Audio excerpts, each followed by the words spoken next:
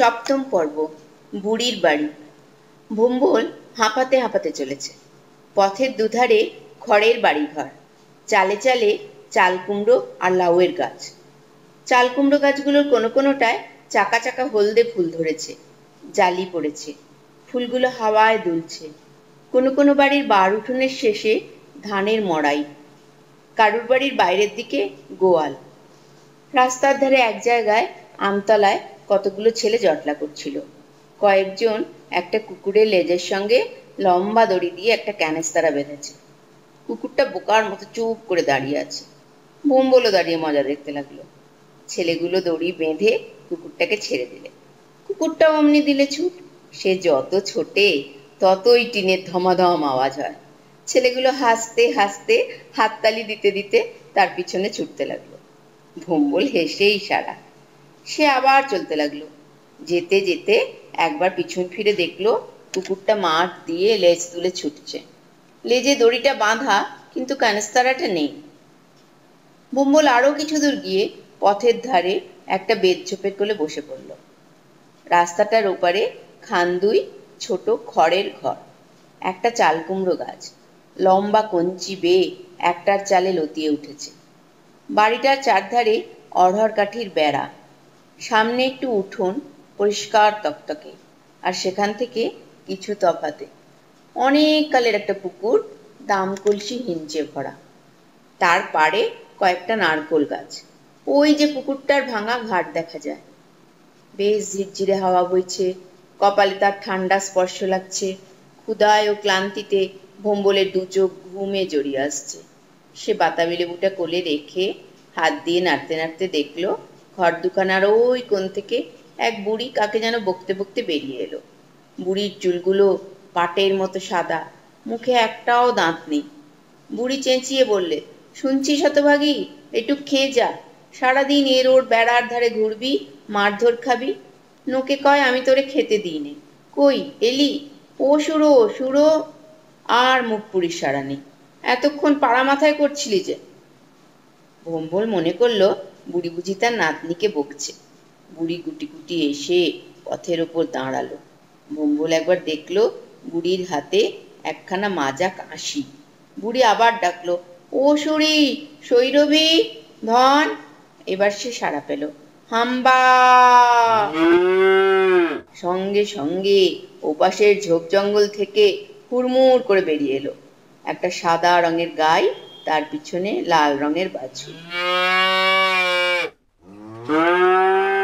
ওরই নাম সৈরবী? ভোম্বল আপন মনে হাসতে লাগলো। বুড়ি বললে, ওরে এই ফ্যানটুকু খেয়ে যা, আয়। সৈরবী বুড়ির দিকে বড় বড় চোখে একবার ফিরে তাকিয়ে, মাথা দুলিয়ে, কান ঘুরিয়ে, ল্যাজ তুলে ওধারে ঝিঙে ক্ষেতের দিকে দিলে দৌড়। বুড়ি কাশির ফ্যান পথের ধারে ঘাসের উপর ঢেলে দিতে দিতে বকর বকর করতে লাগলো। বুড়ি এতক্ষণ ভোম্বলকে দেখতে পায়নি। চোখ ও ভ্রু কুঁচকে ভোম্বলকে কিছুক্ষণ দেখলো, তারপর বললে, ওখানে বসে কে রে? ভোম্বল বললে, আমি। নাম কি? ভোম্বল। বুড়ি কানে হাত দিয়ে ঘাড় কাত করে জিজ্ঞেস করলে, কি বললি? টম্বল। ভোম্বলের রাগ হলো, চেঁচিয়ে বললে, না না না, ভোম্বল। বুড়ি বললে, তাই যাই হোক, তুই ওখানে বসে কেন? সরে আয় সরে আয়। ওখান থেকে সেদিন মস্ত একটা কেউটে বেরিয়েছিল। রেধমালোর বেটা ছিমন্তটা আরেকটু হলে গিয়েছিল আর কি। ভোম্বল এক লাফে সেখান থেকে উঠে এসে বুড়ির সামনে দাঁড়ালো, তারপর ঝোপটার দিকে সভয়ে তাকালো। বুড়ি বললে, কাদের ছেলে রে তুই? চাকি মশাইয়ের। চাকি মশাইয়ের? এ গায়ে তো চাকি নেই, বাড়ি কোথায়? ভোম্বল বললে, সে তুমি চিনবে না। বলই না, দেখি চিনতে পারি কিনা। ভোম্বল বললে, সেই দুর্গাপুর। দুগ্গপুর? দুগ্গপুর আর চিনি নে, রেলে যেতে হয়, আমার মেয়ের শ্বশুর বাড়ি ছিল ওখানে। বলতে বলতে বুড়ির শুকনো চোখ দুটো ছলছল করে উঠল। তারপর বললে, তারা আর কেউ নেই, নাতিটাও চলে গেছে। তা তুই যে এ গায়ে এসেছিস, এখানে কেউ আছে নাকি? না। তবে? ভোম্বল উত্তর দিলে না। বুড়ি বললে, বুঝেছি, আমার নাতিটাও এমনি করতো, ঘরে থাকতে চাইতো না। তোরা সব বুনো বাঁদর, ঘরে মন বসে না। তোর বাপ আছে? ভোম্বল মাথা নেড়ে বললে, না। মা? না। বুড়ি বলে উঠল, পোড়া কপালে, সব খেয়েছো? তবে আর তোকে ধরে রাখবে কে? তারপর ভোম্বলের খুব কাছে সরে গিয়ে তার থুতনিতে হাত দিয়ে মুখের দিকে তাকিয়ে বললে, কিছুই খাসনি বুঝি? মুখখানা শুকিয়ে গেছে দেখছি। সেটাও এমনি না খেয়ে বনে বাদারে পথে ঘাটে ঘুরে বেড়াতো। চল, ওই আমার ঘর, যা হোক 4টি জলপান মুখে দিবি, চল চল। ভোম্বল কিন্তু সেখান থেকে নড়ল না।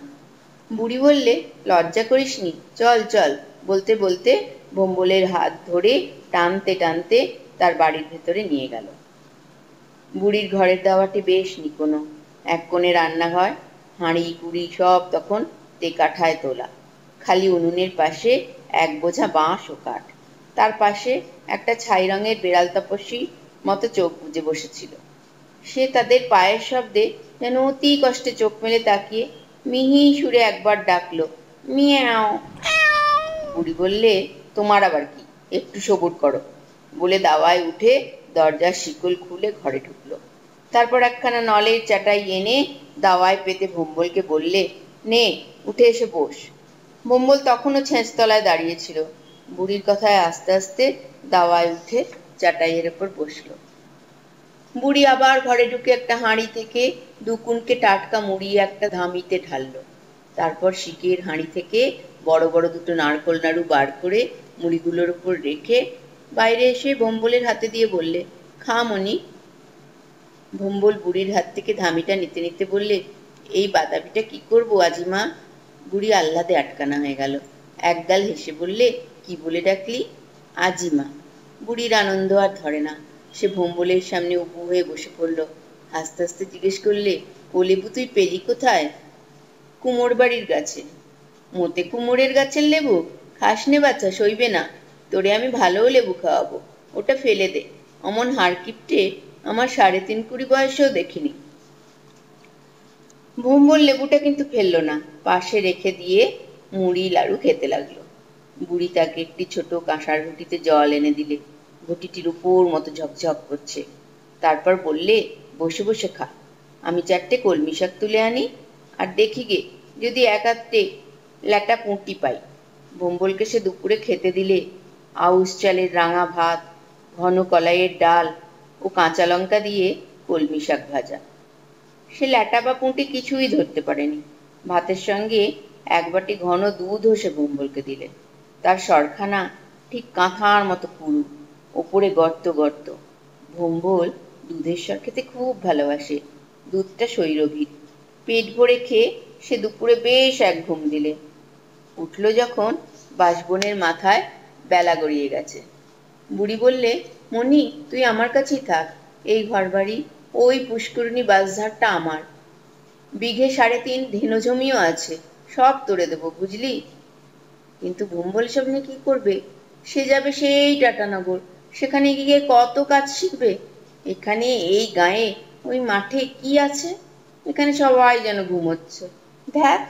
সে বুড়ির কথার কোনো জবাব না দিয়ে উঠোনে দাঁড়িয়ে মনে মনে ঠিক করতে লাগলো কলকাতা কোন দিকে। ওই যেদিকে সূর্য অস্ত যাচ্ছে। সে মনে মনে ম্যাপের সঙ্গে মিলিয়ে দেখল। হ্যাঁ, তাই। একবার কলকাতায় গেলে টাটানগর যাওয়া কিছুই কঠিন নয়। এখান থেকে রেলেও কলকাতা যাওয়া হতে পারে। কিন্তু তাহলে সে খুড়োমশাইয়ের লোকজনের হাতে ধরা পড়বে। তিনি নিশ্চয়ই 4 ধারে লোক পাঠিয়েছেন। কলকাতা কত দূরই বা? তাদের দুর্গাপুর থেকে মোটে 110 মাইল। এখান থেকে না হয় 130 মাইল হবে। সে হিসেব করে দেখল, রোজ যদি 10 মাইল করে হাঁটে তাহলে 13 দিনে কলকাতায় গিয়ে পৌঁছবে। তবে আর ভয় কি? ওদিকে মেঘে মেঘে আকাশ অন্ধকার করে এসেছিল। ঝড় উঠে ওঠে। বুড়ি বললে, কোথাও যাসনে, ভীষণ দেয়া নামবে। শৈরবীও হাম্বা হাম্বা করতে করতে বাড়ি ছুটে এলো। বুড়ি তাকে ও বাছুরটাকে গোয়ালে পুড়ে মাটির গামলায় জাবন দিলে। সেদিন আর গোয়ালে সাঁজাল দিলে না। যে হাওয়া, এখনই হয়তো দাউ দাউ করে আগুন জ্বলে উঠবে। ভোম্বল একটু এদিক ওদিক ঘুরে এসে দাওয়ায় উঠে বসলো। সন্ধ্যা হয়ে এসেছে। সন্ধ্যা উতরে যাওয়ার সঙ্গে সঙ্গে মেঘ ডাকতে লাগলো। বিদ্যুতের চোখ ধাঁধানো ঝিলি খাচ্ছে। হঠাৎ বৃষ্টি নামলো, এলোমেলো বাতাস বইতে লাগলো। বুড়ি সে রাতে আর রাঁধল না। ক্ষীরের মতো ঘন লাল দুধে মুড়ি, মর্তমান কলা ও আখের গুড় দিয়ে দুজনে ফলার করলো।